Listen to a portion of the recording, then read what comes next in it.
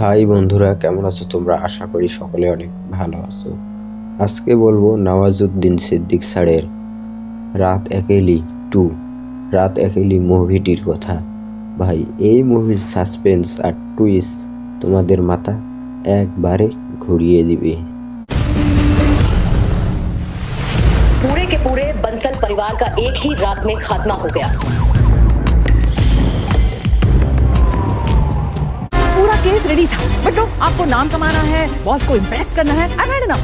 आरब तक murder weapon पहुंचा कैसे? मैंने कहा कैसे पहुंचा? तुम पता करो, it's your job, damn it.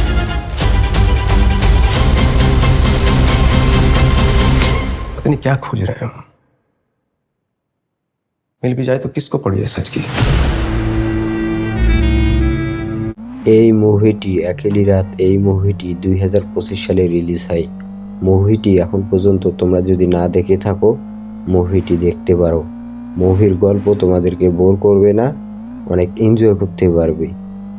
মুভির গল্প ক্রাইম, থ্রিলার, সাসপেন্স, টুইস্ট দিয়ে ভরা।